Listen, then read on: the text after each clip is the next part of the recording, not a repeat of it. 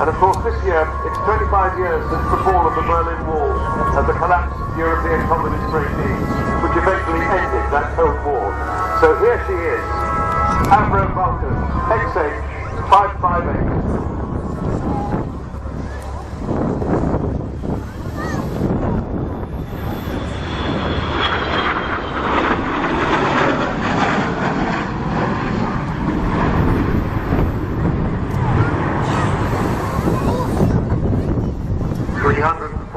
Miles an hour.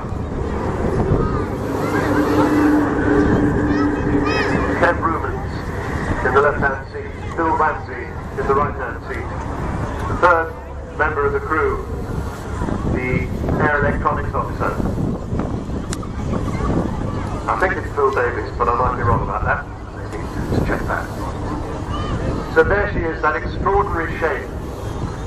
And that leading edge of the wing, which had the modification done to it over the winter, which cost an extra £200,000, which we didn't think we could afford to do, but you showed us that we could.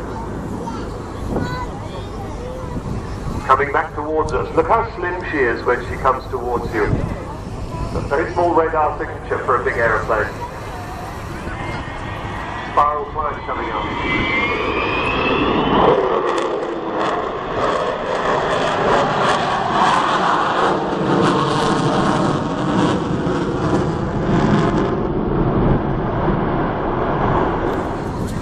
So you'll see her come by with the undercarriage down.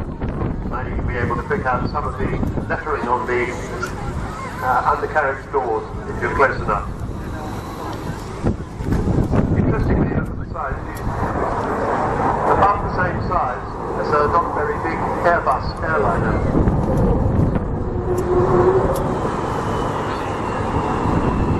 Lovely little howl there.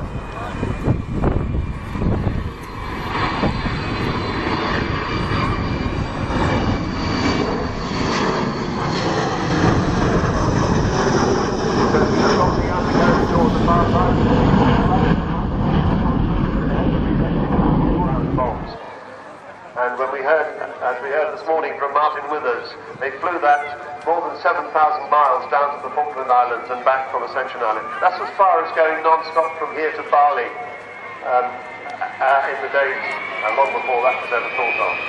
Watch for the rock all over.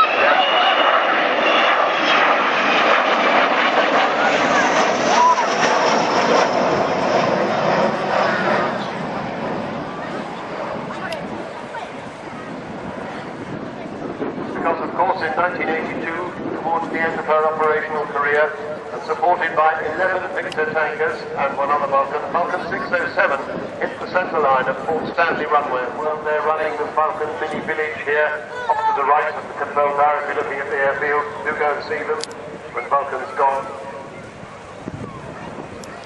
Now I think this may be her last pass, I'm not quite sure.